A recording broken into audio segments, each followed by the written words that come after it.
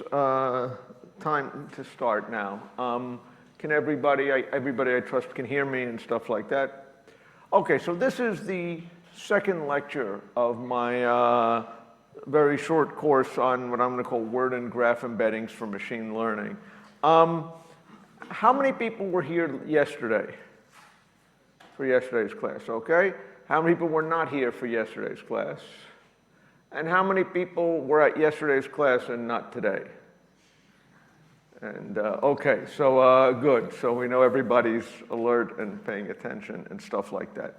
Okay, so last class I talked about, kind of word and, basically word embeddings and how you could represent words by vector representations that, and the interesting things you could do with that. And today, first, are there any questions from last class or anything people want to talk about after last class? Okay, so today I want to talk about something that's a little bit different, which is about how you might be able to do machine learning on network data, graph data. Now, I am going to guess that someone in here has a data set that they work with that is a network or a graph. Is there anybody? I see one person nodding. What is yours? Yeah, I'm working with neighborhoods, so the neighborhoods are connected. I'm working with neighborhoods. Yeah. Yeah. With neighborhoods embeddings, and the idea is I would like to know more about graph embeddings to connect because neighborhoods are connected to the traffic networks, so there are some okay, so you're saying you are working on a computer network. The data that you have are computer networks.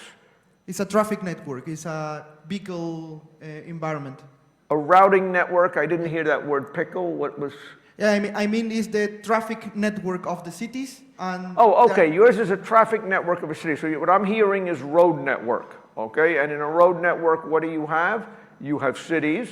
Those may be the nodes of your road network. You may have, it could be at a finer grain. It might be neighborhoods. It might be blocks themselves. Things that are connected by different roads. Pairs of cities that are connected directly by roads. Those make edges in the graphs. So yes, if you want to study road systems, that's a network. Does anybody else have network data that they deal with? Okay. I'm working on a railroad knowledge graph. Railroad. To identify entities that appears in texts. Okay, I'm hearing the word railroad network.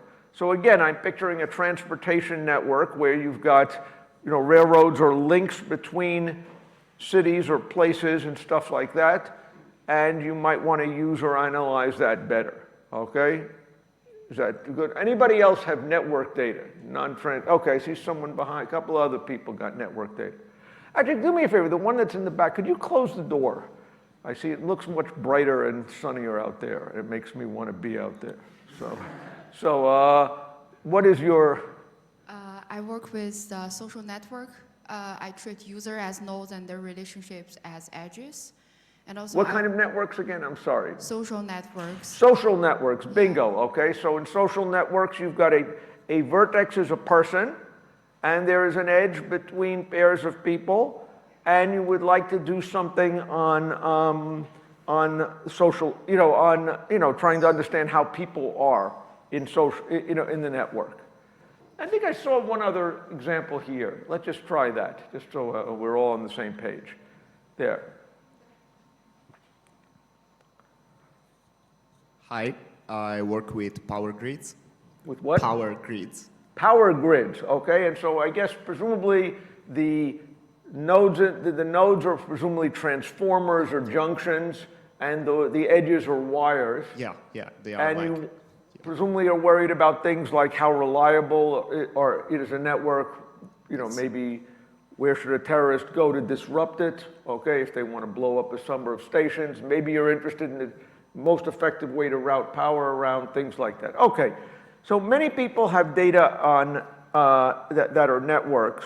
And again, here are some of my favorite networks. social network data is something we work with in our lab a lot. Vertices are people, edges are friendships or relationships. The web, when we're looking at the web or a subset of the web, like Wikipedia, we look at Wikipedia a lot in my lab. The pages are vertices, the edges are hyperlinks. If you're working with genetic networks, okay, protein-protein interaction network, the vertices are proteins or genes, the edges are interactions. And, everyone wants to, the reason why hopefully some of you are here is because there's a lot of network data out there. Network data is interesting. You'd like to be able to do machine learning on it. Now, there's a close relationship, just as a preliminary, a close relationship between point sets and graphs. Okay, what you call a network, I typically will call a graph. Okay, as in graph theory type thing. If you have points in some space, it's natural to think of these points in some geometric space. It's natural to think of them as a matrix of distances, okay, where every pair of points there's a distance between them. And once you've got a matrix of distances, if you threshold it, saying something that's sufficiently close, we're going to put an edge between, that makes a network, okay? So if you have systems of points, they're quite analogous to networks, okay? And today we're going to talk a lot about graph embeddings. Graph embeddings are in some sense going from a network to a geometric points associated with each vertices, such that similar vertices are going to be close to each other. Okay, and we'll talk about a bunch of different ways of doing that. For those, you might naturally, those might think about something like SVD or a PCA or something like that you know about on the adjacency matrix. Any questions? Okay. Now, if you want to do machine learning on graphs, there's probably many, many different flavors of what you might want to do. The world that I'm going to be living in here is one where you're given one big graph, and each node is a thing, and you kind of want to determine properties of nodes. Okay? That's not the way all people do machine learning on graphs. You could imagine someone who's into chemistry, okay, may represent different molecules by graphs. The vertices are atoms, the edges are bonds. And that's a world where they have a lot of small graphs. There's a million different chemicals, each of them is a small network. That's a different thing than I'm going to be talking about. I'm going to be more interested in a world where I have a large network, okay, and I want to determine properties of each vertex. Now, for machine learning, you need to convert each vertex into features that you can give your model. Sometimes you can use graph theory for this kind of thing. Certain graph theoretic features that you know about the degree of a node is a natural feature. Is it connected to a lot of other things? Is it connected to few things? You might think about have some reference nodes and think about how far away you are from a reference node. That might be a feature. So when you're a road network, okay, I come from New York. The center of the universe is Manhattan. You might say, how far are you from Manhattan? That might be a property of a node, okay? And so you could certainly use you're going to want to try to find features associated with each node. If you're working for Mark Zuckerberg or Facebook or Instagram, people have likes, right? You're on your network, you like certain things. And that's the kind of features that, that are typically used in analyzing social networks. But what I'd like to talk about now is, and once you have features with every vertex, you can run a machine learning model for any property you might want to understand. You might want to classify, again, whoever's got the railroad network. Maybe there are the difference between important railroad stations and unimportant ones. Or, You could imagine, with social media, there are maybe which pages are influencers, which pages are not influencers. You'd like to often do some kind of a label attribute prediction, namely classification. You might want to do clustering on a network. Given a network, find a bunch of nodes that all have similar properties. There may be a particular, cluster that is naturally defined. You might want to do something like link prediction. In a social network, one thing that's a common task is try to predict who's going to be pairs of people who should be friends with each other. I'm sure that your social network will say, oh, why don't you link to this guy? You probably know him. Okay?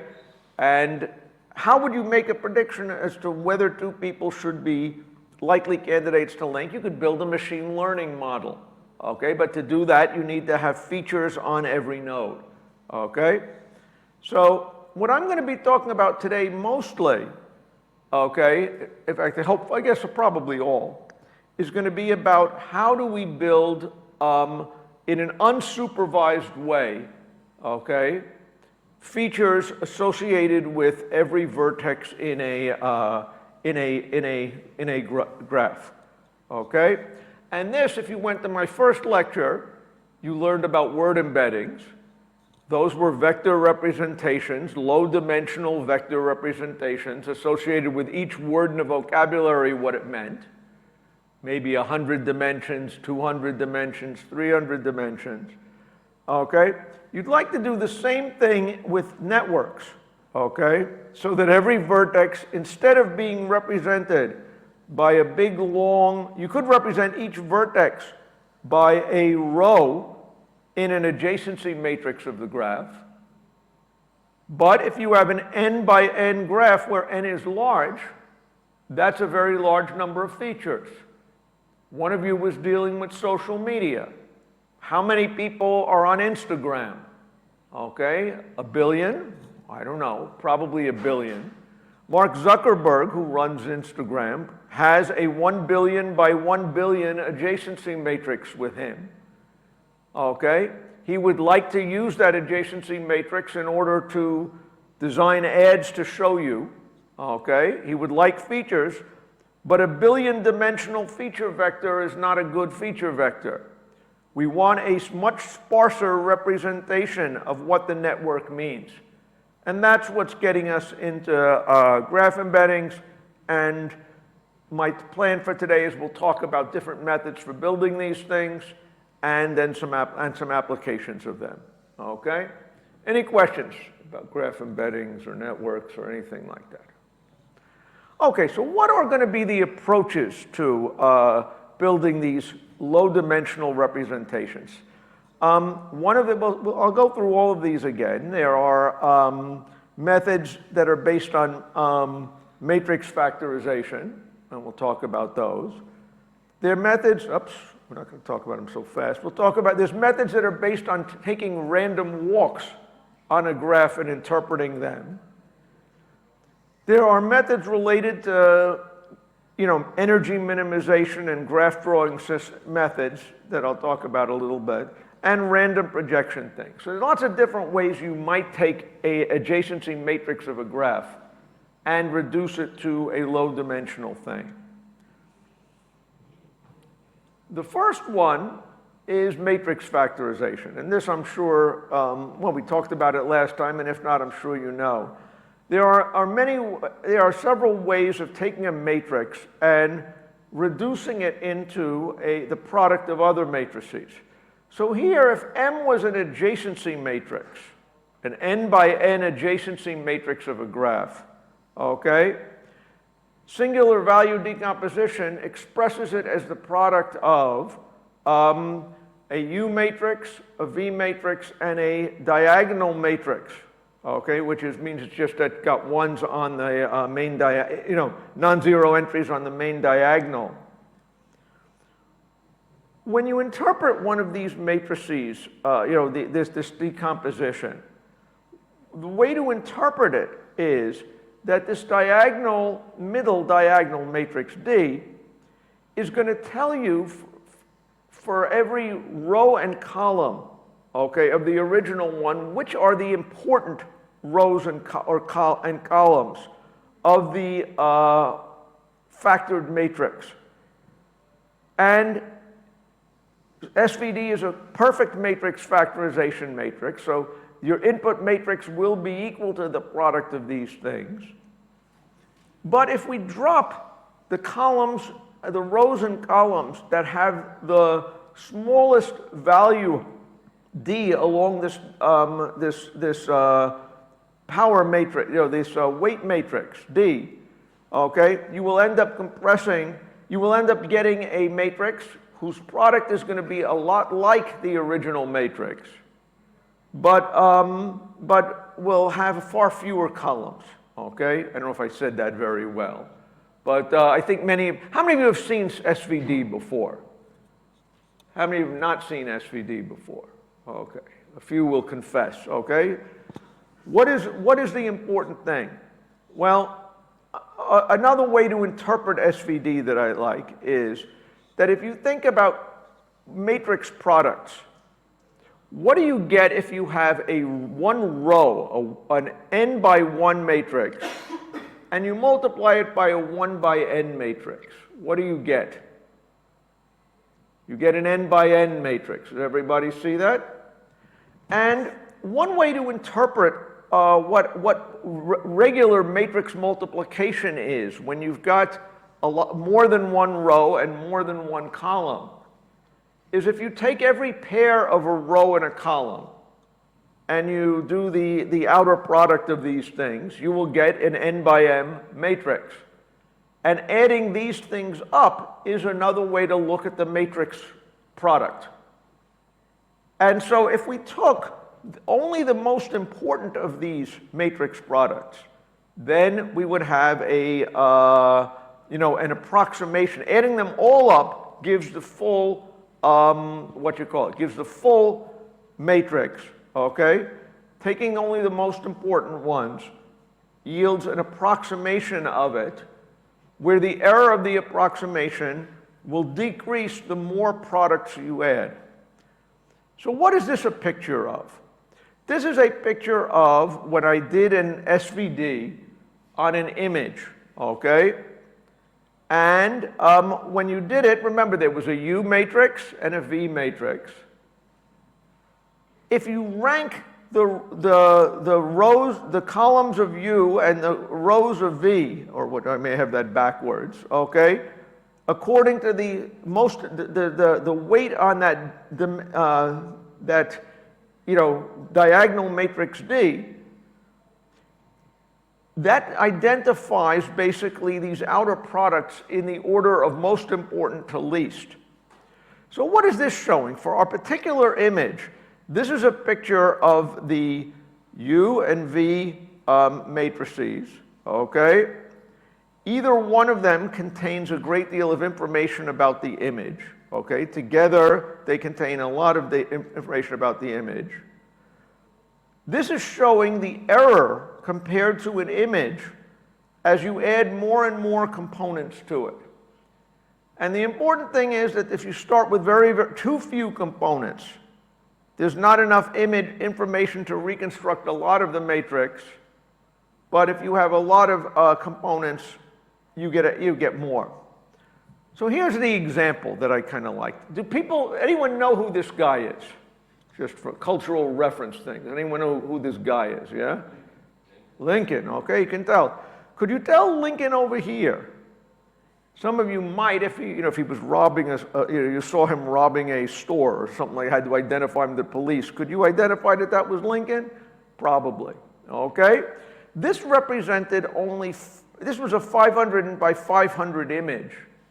When we took the singular value matrices from the first 5 biggest components, this is what we were able to reconstruct. And that's pretty good. That's somewhat good. When we had 50 components, this was the image, and this was great, right? And so, but the original image was 500 by 500. You should see that, again, the great thing about this matrix factorization is that you can use a small number of features while retaining a lot of the information in the matrix. And again, an image an image can be represented as a matrix of pixels. A graph can be represented as a matrix of edge pairs. Is there an edge here? Is there not? And so one way to do the, a graph embedding is simply these matrix things. Yes? Stephen, I just wonder, how did you estimate the error of the image? How did we estimate the error? Well, in this case, what did we know? Oh, here, you're going back here. Yeah, We're given as input, so I'm doing the experiment. So I have the right image, okay? I could, when I take a product, I get a second image. Then there's a question of what was my measure of distance between the image. I'm going to guess it's a sum of squares difference on the pixels. I don't remember the exact detail. But it's some kind of a natural measure. And, again, what you would expect is the more components you add, the more faithfully you reconstruct the image or the network, but it's bigger, and the higher the dimension, the less good the features are on some level. So you want to balance here. So what's the right number of dimensions to represent Lincoln? Is it here? Is it here? Maybe it's something like, again, you have to judge, it depends upon your application, but you want to be where the curve bends. Okay, where adding a lot more features doesn't really give you that much improvement on the quality. Any questions? Okay, so you know that you can build graph embeddings by doing this matrix stuff, okay? Now, the question of what is the right matrix to start from for a graph becomes a little unclear. You could think about the adjacency matrix. There are other matrices associated with graphs. Some of you may know about things like the Laplacian or something like that. So there's some degrees of freedom in using these matrix dimensional methods. But what's a limitation of these methods, okay? So everybody knows about matrix factorization. What would it look like if your graph consisted of two big components? Okay, I probably should have had a picture here. I regret I can't draw. What would it look like, the adjacency matrix of two independent components? You would expect it to be kind of a square of ones here, a square of ones there. What if I had one edge between them? That's just putting one little one somewhere in this thing. That one is very important because it's an edge that bridges these two components. Does everybody see that? Saying you got an approximation where you throw out that bridge is not really that good. Graphs are not just their edges, but what's important in graphs are like paths. You guys who are dealing with railroad networks or auto networks, there's often a case where there is an island that is, like I live on an island, okay, back home. There is one bridge connecting us to the mainland. You could say that's just one edge, but that's an incredibly important edge, right? And the reason it's important is because many paths can go through it. And that's going to motivate some of the other, that idea is going to motivate some of the other embedding methods that I'm going to talk about here. So, the method of embedding graphs that I like, because it was developed by our lab, and because we think it works really well on the stuff that we do, are based on random walks, okay? So what happens if you take a graph, and you take a walk on in that graph? If you're in the middle of a neighborhood, you're presumably going to stay in that neighborhood for the most part, okay, if you randomly walk on it. So if we take a look at a social network, if we do a random walk on it, what's going to happen? You're going to walk from you to a friend of yours. You're now going to walk to a friend of yours who might also be a friend of yours, right? So what we're going to do is take advantage of the fact that, that random walks are easy to build. We're also going to note one other limitation of those matrix factorization methods that I should have talked about. If you are Mark Zuckerberg and you have your Facebook graph, that was a billion by a billion graph matrix, right? How expensive is it to factor a matrix, an n by n matrix? It's something like n cubed time. So the complexity of factoring big matrices is very, very high.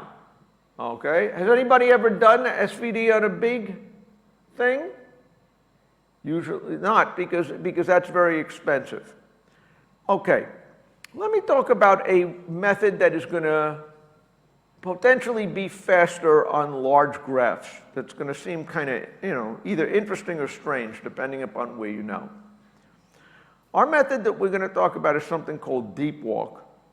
And it basically is going to, again, the goal is we have an input matrix, an input graph may be represented by a matrix, hopefully represented by an adjacency list, okay, because that's a much more space-efficient way to store it.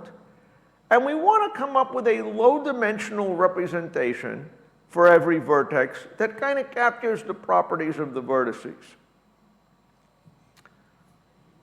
Last class, I talked about word embeddings. What were word embeddings? Remember, in word embeddings, you had a language. A language had a vocabulary. That was the set of possible words that were in it.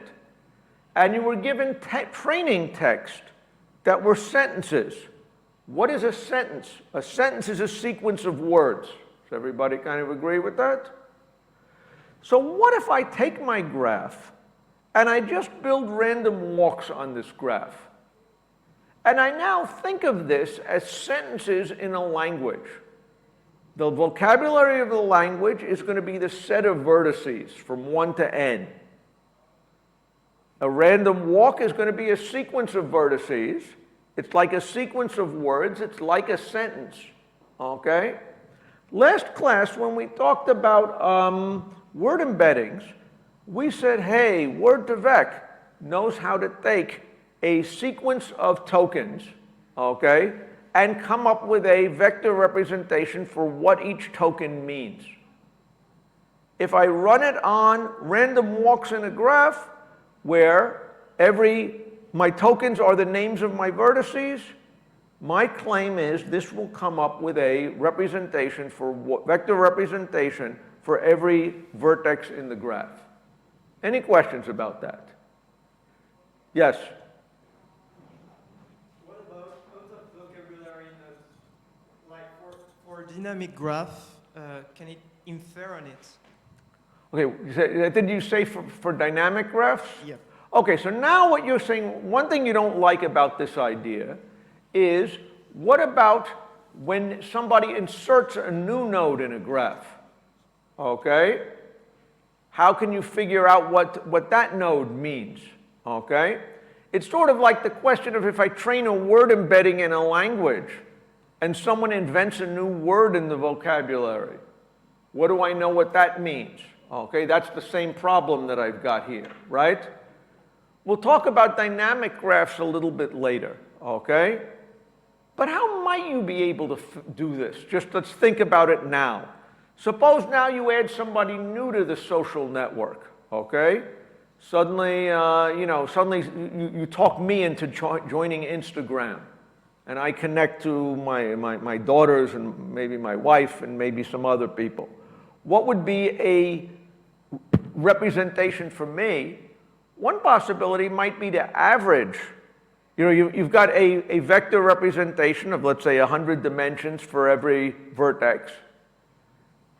if you need to give me a representation without training the thing, maybe take my friends, the people I'm adjacent to, and average every column, average every dimension.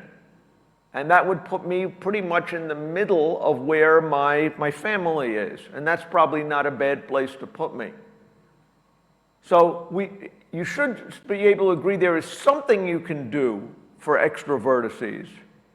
But on the other hand, dealing with dynamic graphs is a potential problem. And that's something we're going to talk about here. Any questions?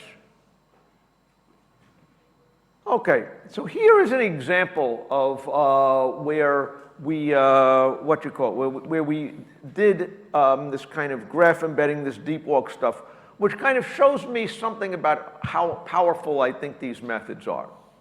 So what is this? This is Belgium. Do we have anyone here from Belgium? I think that's probably good, okay? No one here from Belgium, okay? What is this? I had a collaborator who had access to the phone network, data from a cell phone provider in Belgium. And so for every one of the people who subscribed to a phone, bought their phone from them, they knew what other phones this person called. Okay? You can imagine having the call graph. This is a network. The vertices are people. The edges are who did they make a phone call to.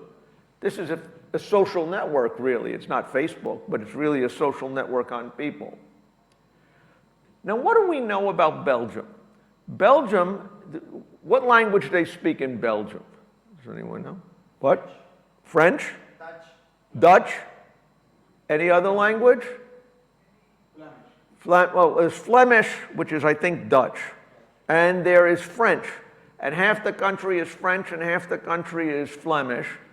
And like all Europeans, you all speak an infinite number of languages. So every Flemish person speaks French, every French person speaks Flemish. But you probably have a favorite language.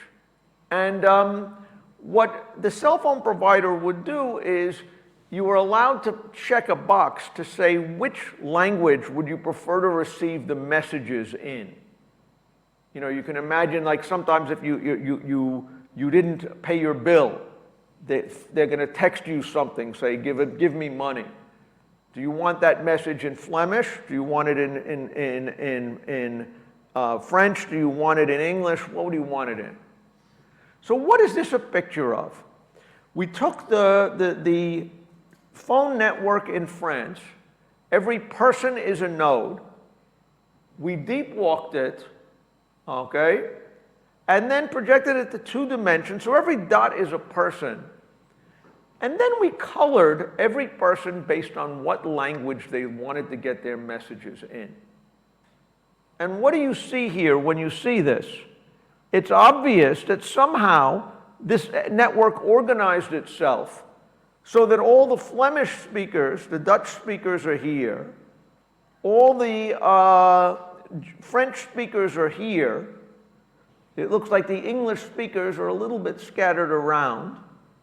Does everybody kind of see what's happening? Just based on the connectivity of the graph, we didn't train on anything except the network, okay?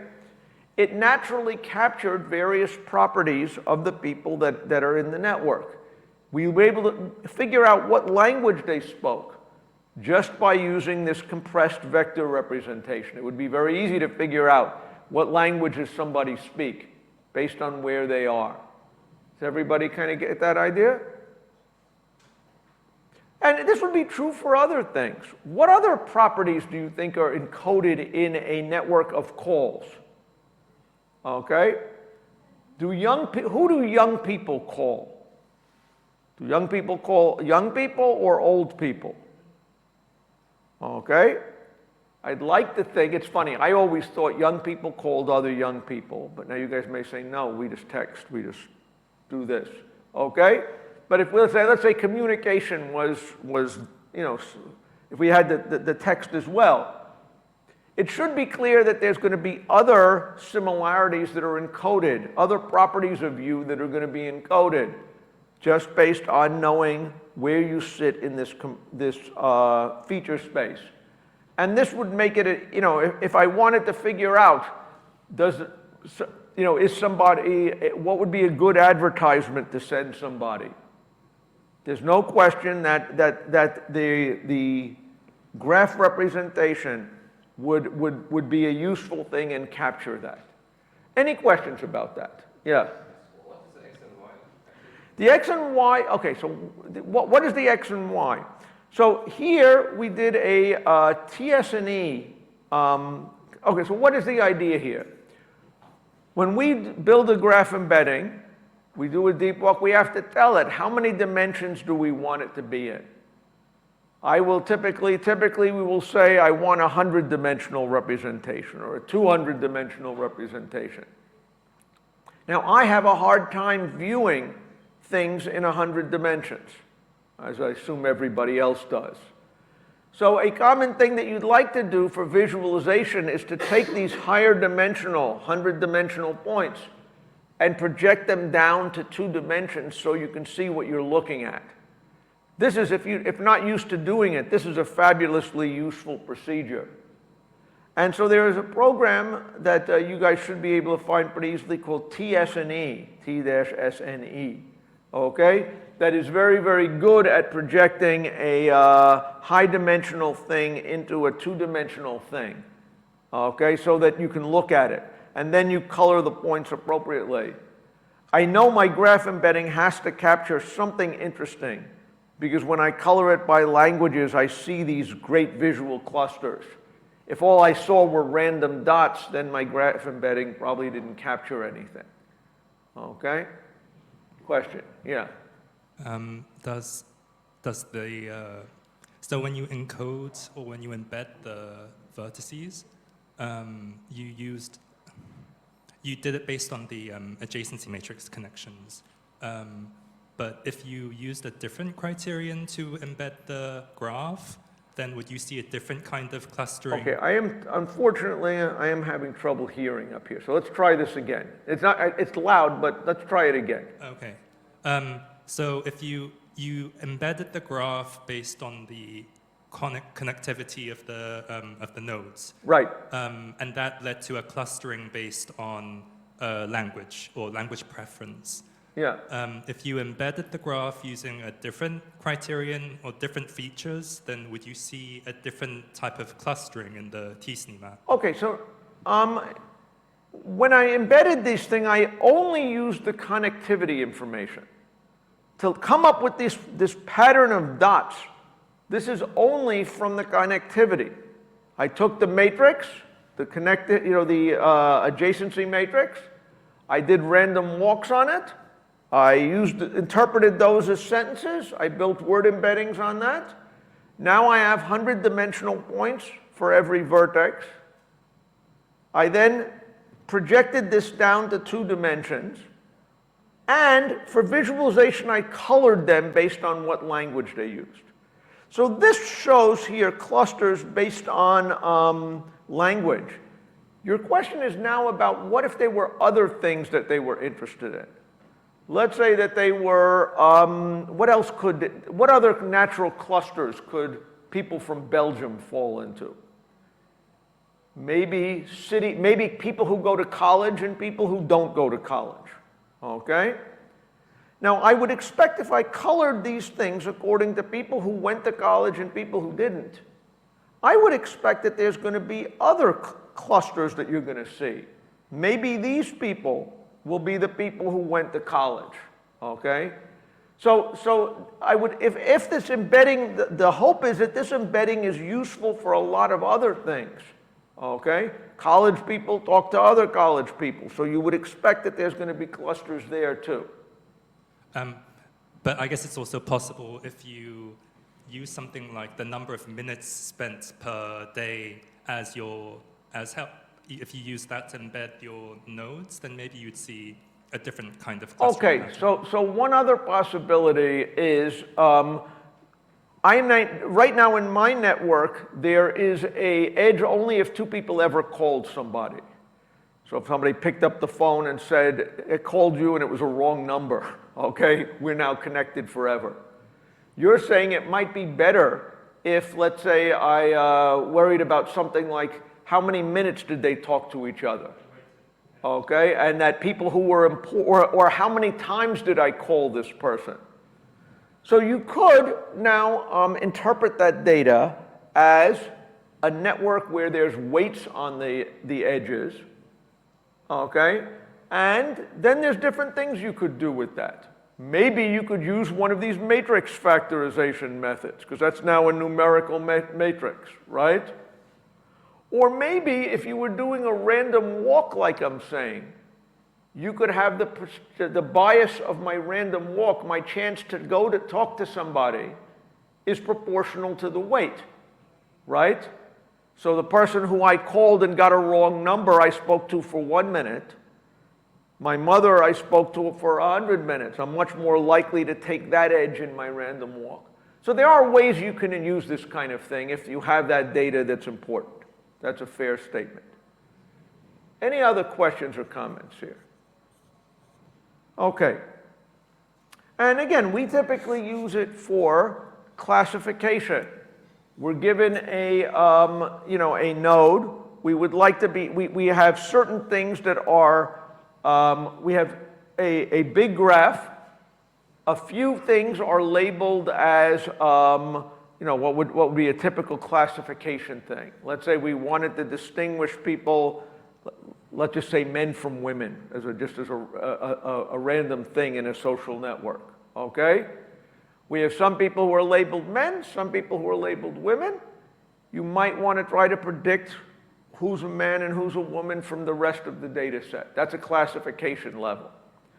Now, if I have a lot of my vertices that are labeled as, maybe which class they are in, male or female, it's probably relatively easy to identify the label of a node. If many of my neighbors have labels, it's easy to label me, right?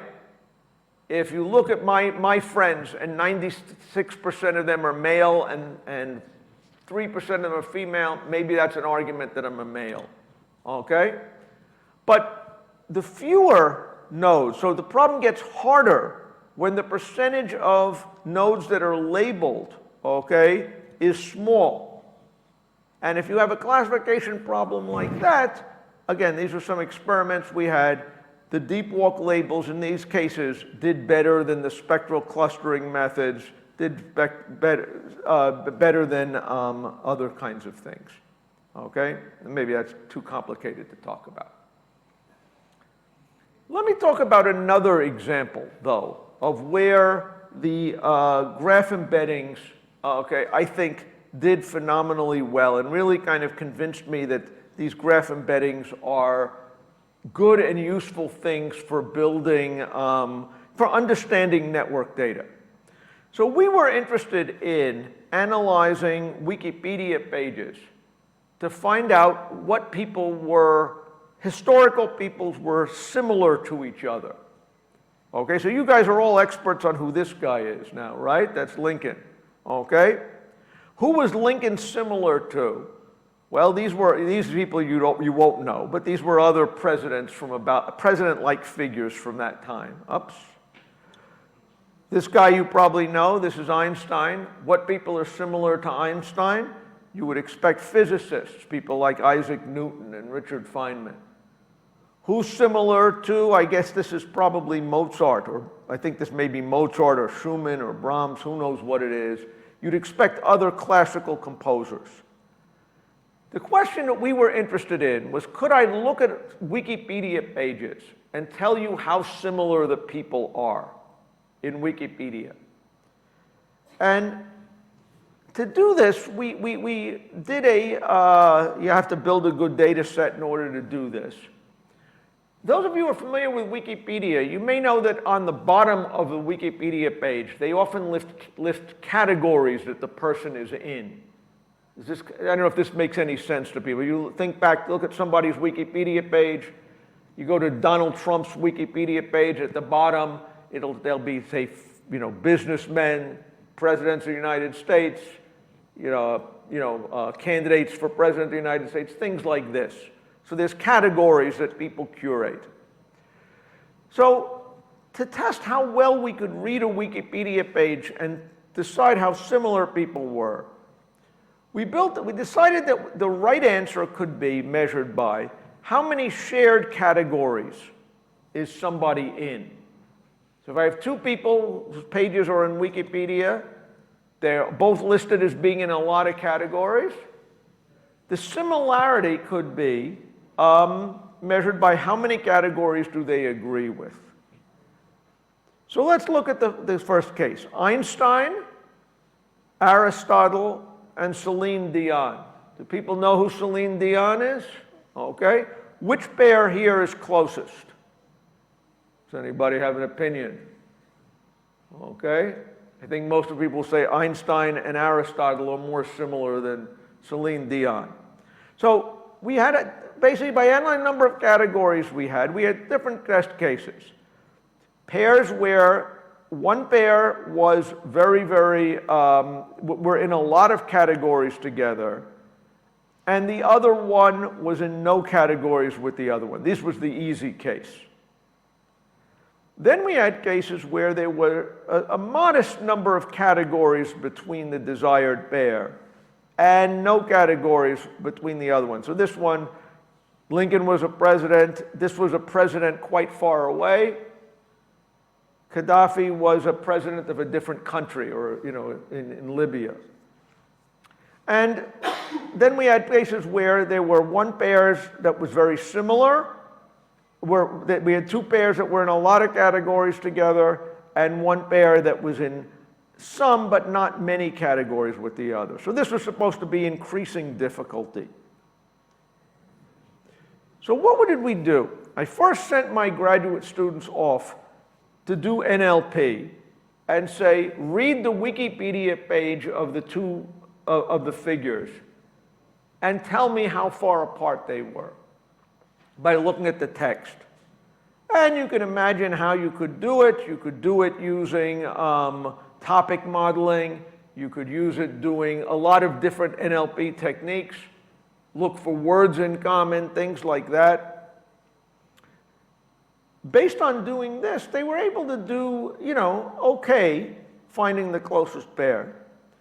But then my student who was doing graph embeddings said, forget this. Let's take the Wikipedia page, throw out everything except the links between people's pages and other people's pages.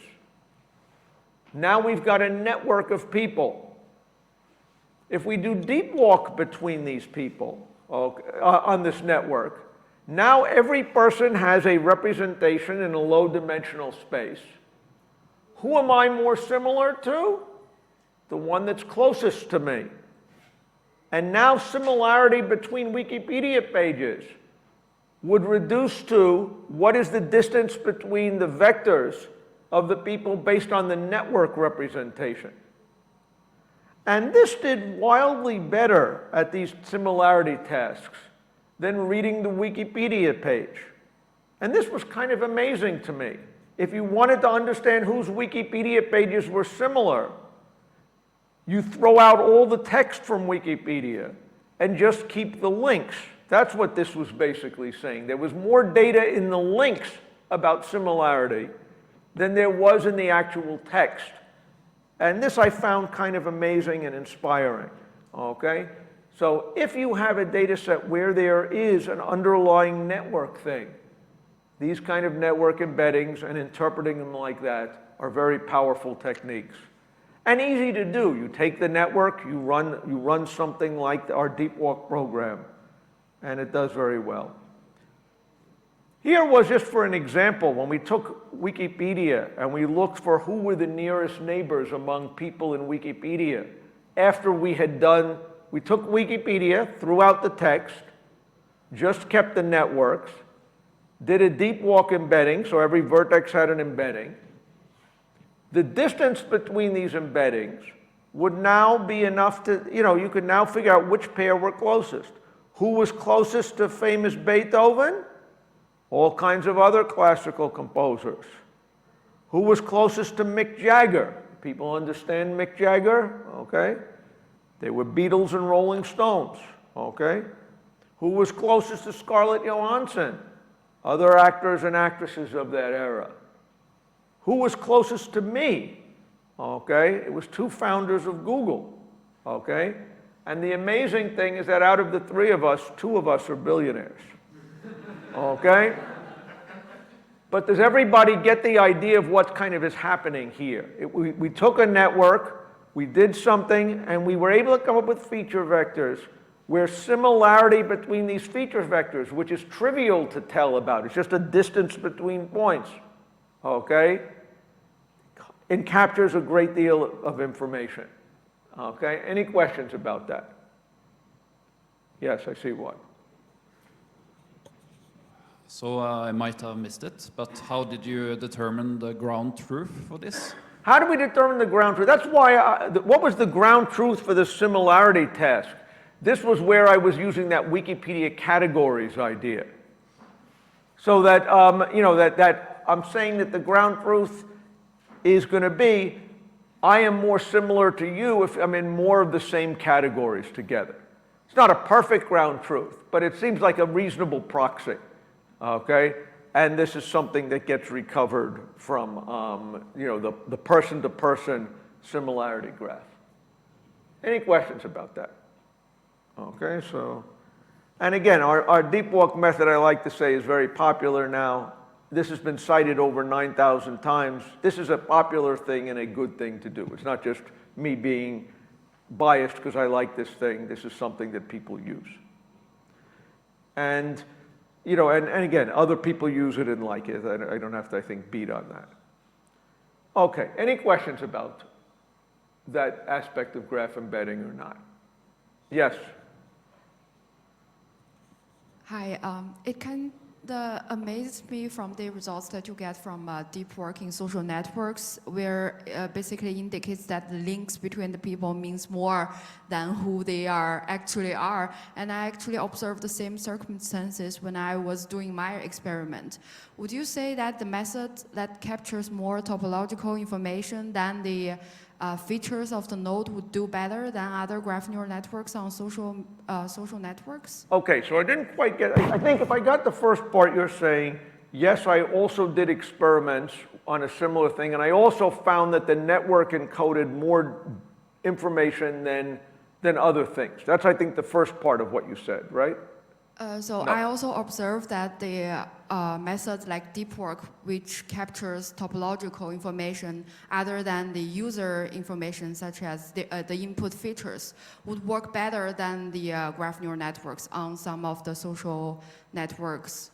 So would you say it's a common circumstance that this like in social networks, this topological information is more important than the input features? Okay, so there's this question, the question is now, I found, well, my students found, that they were able to get more information on that task from the network data than the text data associated with each node, okay? And she's asking basically, is this always going to be, or how is this usually the case? What I would say is it probably depends on your application. So it'd be wrong for me to say that the network's always going to win. And it probably doesn't. But what I will say is, what I like about these embeddings is there's no reason why you can't use both. Okay? You know that if you're doing a machine learning model, you work on features. If 200 of those dimensions are the network embedding, and another 300 dimensions are other things that you know, other features that you have learned from likes or whatever other data you have. Now you let your machine learning model figure out which features were good for it, okay? And so what I like about it is this gives us a way to add the topological features to these machine learning models, okay, in addition to what else you have. And that's probably the right way. The truth is that when my student who did the graph embeddings got together with my student who did the natural language processing and combined their methods, it did a little bit better than just the network stuff. And that's probably something you would expect. Both are probably better than either, okay, if you have enough training data that you can make use of that many features. Any other questions? Okay, what I'd like to talk about now are some other kind of ways of building graph embeddings. And one of them other approach that I find interesting is related to graph drawing. Okay, and again, here, I guess I've got a picture here. Have any of you, okay, when you think of a graph, a network, normally, we know a graph is points connected by pairs of edges, pairs of points called edges. The way you or I like to understand a graph is typically by looking at a picture of it, okay? And there is a well-developed field associated with graph drawing that given a network or given a graph will try to draw a picture of it, okay? Have any of you ever used graph drawing programs? Okay, yes, okay, so you had a graph that you cared about. It was some topological thing, but you wanted to look at it, so you fed it to a graph drawing program. Now, what does a graph drawing program typically want to do? It wants to, because you and I see in 2 dimensions rather than 500 dimensions, you probably want to project it so each node becomes a point in 2 dimensions, such that if there's a lot of edges, if there's a cluster of nodes, you want them to be close together. That's typically the property that you want from one of these graph drawings. And there's a well-developed field of graph drawings, okay, of algorithms for drawing graphs that are used. These people can prove it, that they exist and that they're used. How do graph drawing programs work? Okay? The way that they typically work is if you give it a network, you've again got vertices and you've got edges. They model these things by networks of springs and repulsive forces.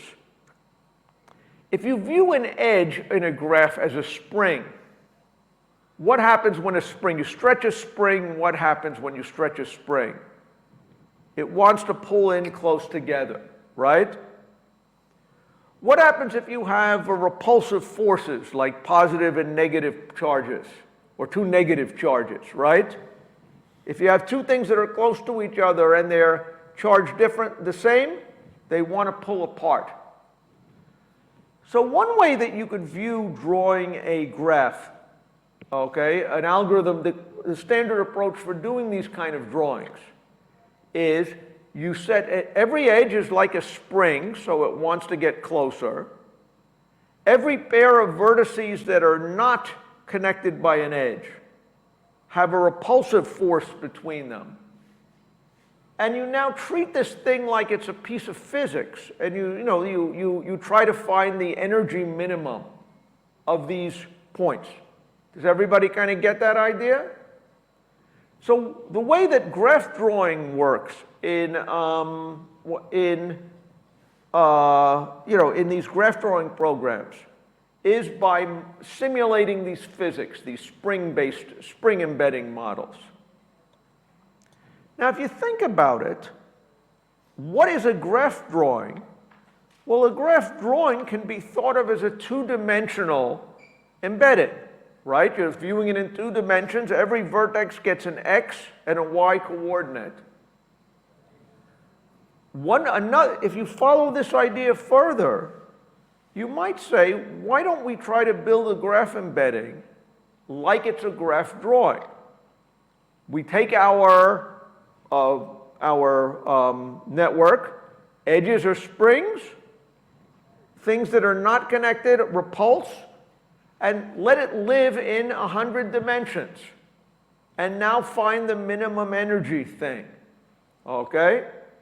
This in some sense, is doing what we want for graph embedding, while somehow also producing things that kind of capture the visual structure of the graph. Any people, do people understand what I'm saying here, or is this, have I been too murky? Any questions about that? So there is another approach to graph embeddings that are based on thinking them like graph drawing systems. And a lot of the people have spent a lot of time doing, building good graph drawing systems. So there is a class of graph embedding methods that are based on this kind of idea. And it should, if you think about it, it should seem like it's a natural idea. In general, it works okay. I showed you a table, which I didn't talk about how different methods, how well did they work in practice. One thing that's interesting about the graph embedding world is there's a lot of different methods, all of which do an okay job, okay? And this is another okay job. The people who like these kind of methods might say they work better, but I think, anyway, it's another approach to drawing graphs that's kind of interesting. Any questions about that? Okay. Let me give you some other approaches to drawing graphs that I think are kind of interesting. One thing that you may have wondered about, when I first told you that we were going to do graph embeddings, by taking random walks on the graph and treating them like sentences, this may have sounded like a dumb idea. It sounded like a dumb idea when my grad students came to me with it the first time. Okay? But why was it an interesting idea that might be better than, let's say, these SVD things, where you take the matrix and compress it? And it has to do with, the fact that there's connectivity information, longer scale connectivity information. Okay? It had to do with this thing about bridges, that one bridge connecting different things impacts a lot of different nodes. So one question is, when you want to interpret how an embedding graph is, you might want longer range connectivity information than just individual edges. Now, does anybody know how to take a graph where you have edges and turn it into a graph where you have an edge between any pair of vertices that are a distance 2 apart from each other? Okay, if I give you an adjacency matrix of a graph, and I now want the a new graph where two things are going to be connected if they are a distance of 2 in the original graph.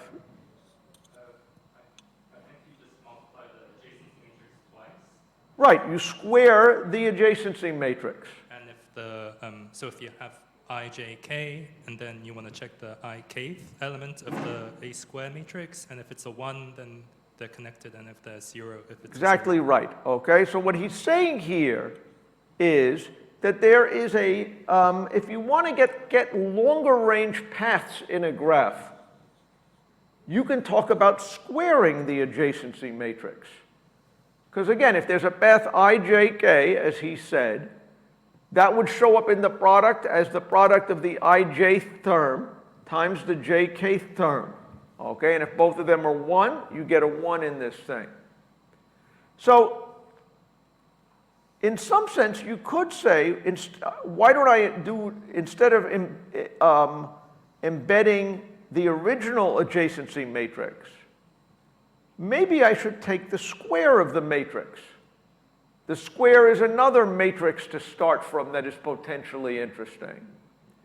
And in fact, one of the interesting things about random walks is that kind of they're capturing the square is sort of captured by vertices that are 2 distances, apart.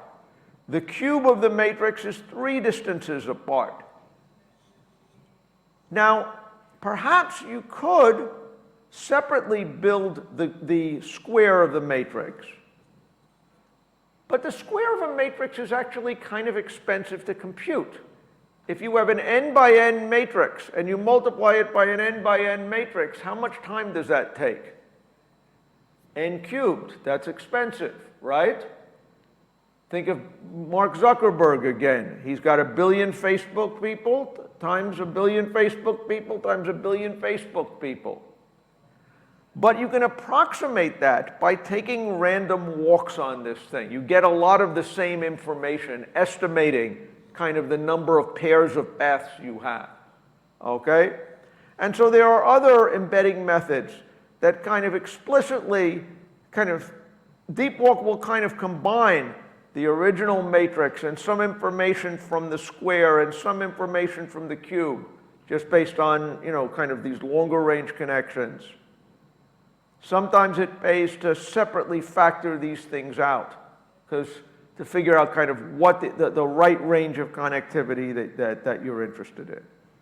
And that's the idea behind another class of embedding methods named walklets, but I probably talked about that too much.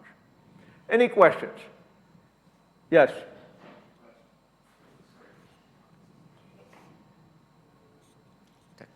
But you do this just while doing the random walk, because I can imagine that if you have a very large matrix, doing the power of the matrix would be really expensive. So you do this only on the walk, or you explicitly do the computation for the So power what's matrix? good about this is, if I'm using a walk method, suppose I want to do a random walk on the square of a matrix. How could I do that? Do I need to build the square of the matrix? No, I just take a step and another step and ignore the middle step, right? So by taking random walks of, and ignoring every other vertex, it's like doing the square, right? And so in some sense, I can approximate what is on these higher order powers of a matrix without actually the cost of building them, okay? And this is kind of, I guess, the principle that's driving this thing. Sometimes you live in a graph where it's a very, very relatively sparse graph. You have paths that are long matter, maybe implicitly thinking about the square of the graph or something like that. And instead of constructing it because it's so big, you can approximate it, kind of by doing these walks in a clever way. That was what we were talking about. Any questions? There's all kinds of games you could play with these random walk methods, depending upon them when you want. Again, you were talking here about like what happens if you think that some edges are more important than other edges. You could bias your random walks to do that. Maybe you want to avoid repeating vertices. Maybe you want to have the self-avoiding random walks. There's lots of different strategies you can do to capture it, and sometimes it makes a difference, is I guess where I'll put it. Any questions? Okay, I'd like to talk about one more important method for graph embedding. And this is one that if you don't know about is actually a surprisingly simple but surprisingly powerful idea, which is about random projections. Suppose I have an adjacency matrix. Again, I've got rows in an adjacency matrix. And suppose I come up with a vector of random numbers. Here I have, it's an n, a row. Each row is of length n, the number of vertices. And 1 means that this vertex is connected to the second vertex, the third vertex, the fifth vertex, the sixth vertex.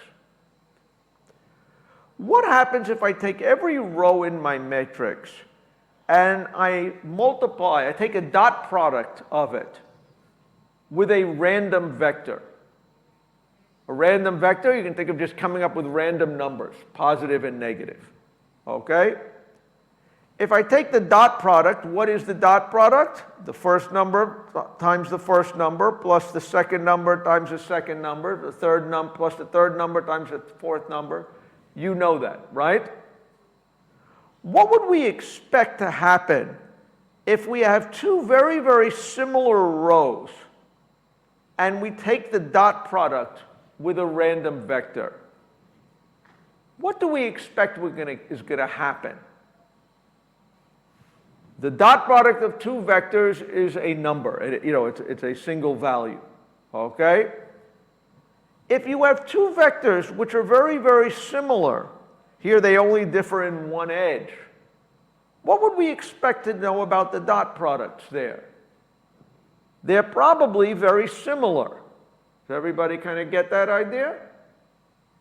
If you have a vector, a row, that is quite different from the other, odds are its dot product is going to be quite different than the other one. Does everybody kind of get that idea? So what is another idea behind to embed a graph, okay, or any other matrix? Some of you have been complaining, I don't have 0, 1 matrices, I have time matrices, I have other things. What could you do? Well, if I took a random vector and dotted it with every vector here, that could give me the first dimension of a new graph embedding. Does everybody kind of get that idea? And now if I give you a second random vector, completely independent of the first one, and I dot it with everything, that's going to give me the second dimension of a graph embedding. Does everybody see what the idea now is? Suppose I want a 100-dimensional graph embedding. One idea is come up with 100 different random vectors, build each column by dotting it with the rows that you had before, and now you've got an embedding of the dimensionality you want. Okay? What's good about this idea? This idea sounds good for a couple of reasons. One, this sounds incredibly simple. You guys are saying, I know how to do a dot product, okay? I know how to build a random vector, okay? So that's one thing that's good. The other thing is that there is some theory. There's a theorem called the Johnson-Lindenstrass theorem that says that if you have an n-dimensional point sets in n dimensions, okay? If you take a random projection in log n squared dimensions, almost certainly it preserves the relative distances between the points. If two points were close in the original n-dimensional space, they will probably be relatively close in the log n squared dimensional space. So this thing has the property that it's relatively fast, it's clearly fast and simple to do, and it should preserve distances, okay? So these random projection methods are actually, quite powerful. There's a certain class of people who, if they were listening to my talk, would have been angry. Why aren't you doing random projections, okay? Because this is good.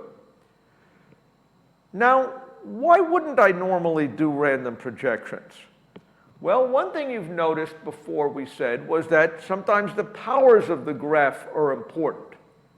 You'd like to be able to, it's not just the individual elements, but we'd like to capture the connectivity information of, a single bridge is an important edge and it connects things, and this should have some extra clout on it, not just flipping one bit. It's more important than that.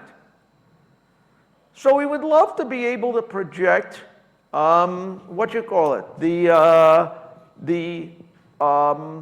powers of the original matrix. Not just the original matrix, but the square, to capture all paths of length 2. You may say, wait a second, but building the square of a matrix is very expensive. That would be an n by n matrix. To compute the square is n cubed. But what if I want to compute the product of a times my set of random vectors? This is an n by n matrix times an n by n matrix times an n by 100 dimensional matrix. By using associativity, the n times n by 100 matrix is going to leave an n by 100 matrix. So if I do the matrix multiplication from right to left rather than left to right, sorry about that, this is not going to be so expensive. Instead of it being n cubed, this is going to be n squared times my dimensionality, and this is a win. And there are issues of normalizing this, which I'm not going to go into here. But bottom line is that these random projection methods, if you have a very, very large graph, can be very, very good. So one of you was saying, oh, I have a road network. How big is your road network? If your road network is the road network of the Canary Islands, no problem. If the road network is the road network of the world, you've got a big graph, right? So what's interesting? This is an example of what happened when I did a deep walk on a graph where there were logical clusters. Each color represents the node according to its logical cluster. This was actually from a web graph. What you call it? What country the website was from, and is it connected to each other? When you just did other random projection methods where you didn't worry about the power and you didn't normalize it, you got a picture like this. The fact that the colors are not as distinct is a sign that the projection isn't really capturing the structure in the graph the way you would like. But in the way we did our random projections, you could see that the clusterings looked pretty good, okay? And not as good as the original deep walk one, but it still kind of captured something. So what's good about this? These random projections are incredibly fast, okay? They run thousands of times faster than deep walk, okay? And deep walk is much faster than these spectral methods. But if you have a really big graph, this kind of thing might be useful. The quality isn't quite as good, but these random projection methods are useful if you've got a very big thing. Any questions about that? Any questions about how these random projection methods work or why they're good things or anything like that? Okay, good. And I'm not going to bother with that. Okay, let's talk a little bit more about graph representation learn. One thing that came up, I think the original question here, was what happens if graphs change? Okay, you know, the problem that happens with a lot of graphs, not a problem, but in a lot of worlds, networks change very quickly, okay?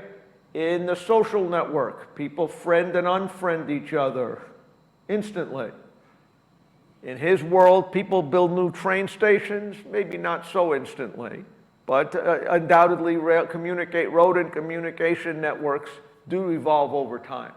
Probably the power grid one changes faster because stations, they don't so much build them, but things go up and things go down, okay?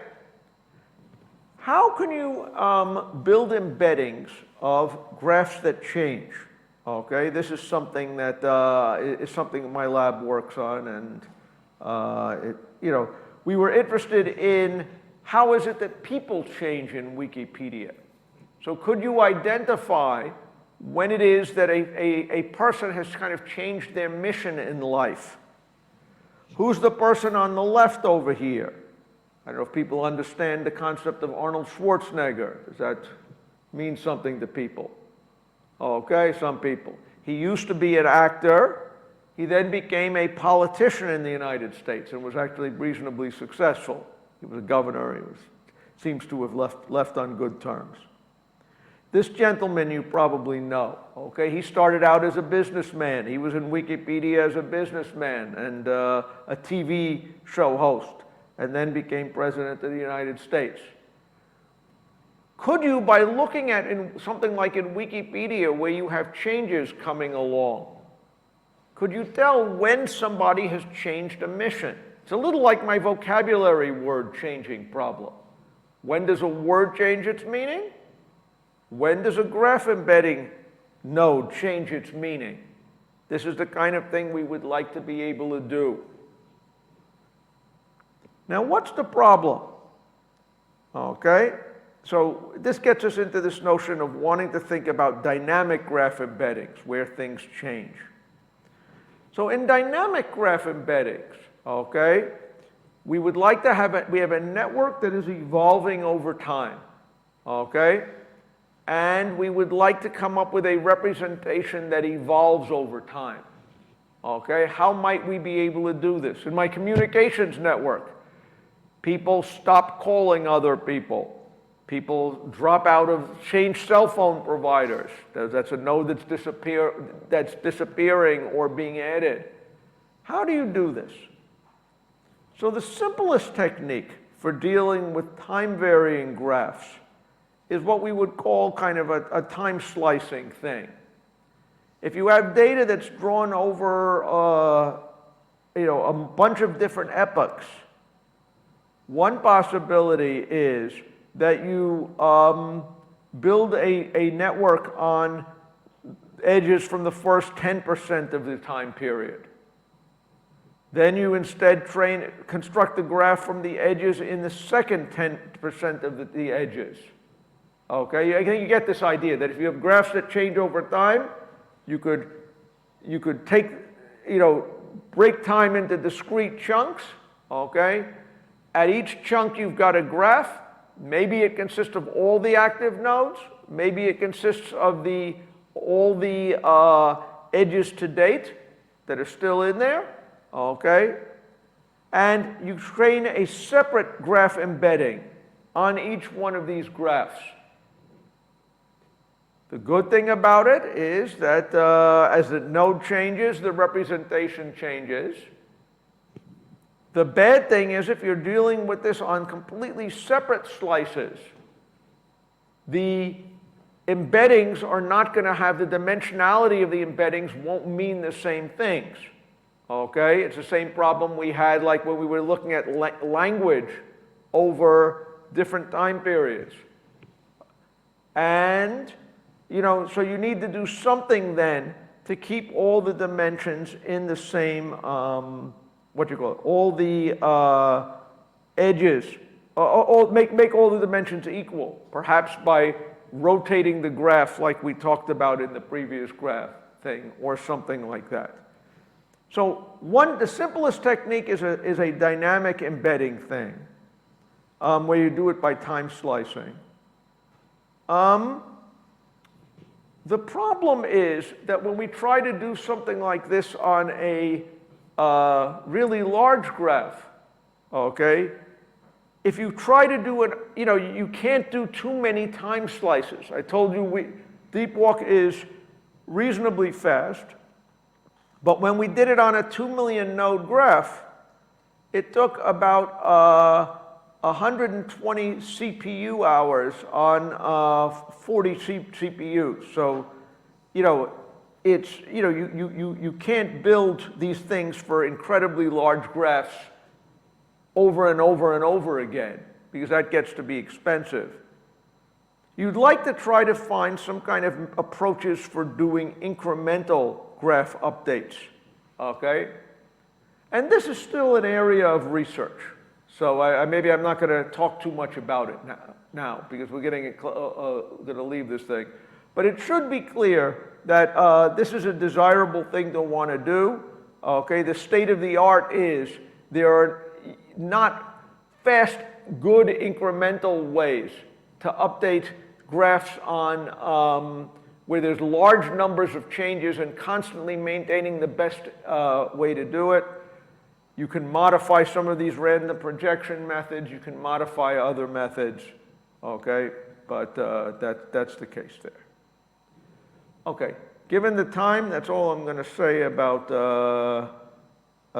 these things, I think. I may or may not continue tomorrow. Maybe I will continue tomorrow. Okay, let me show what I wanted to do here. Okay, so bottom line is these, maybe I'm going to continue this next class, okay? So I think I'm going to stop with that and say, first of all, any questions about graph embeddings? Okay, right now. I did want to leave you with one other thing. I'm going to be talking about, just to double check this thing, and maybe I shouldn't. I'm going to talk for the next session, I guess because I've fallen behind. This is good.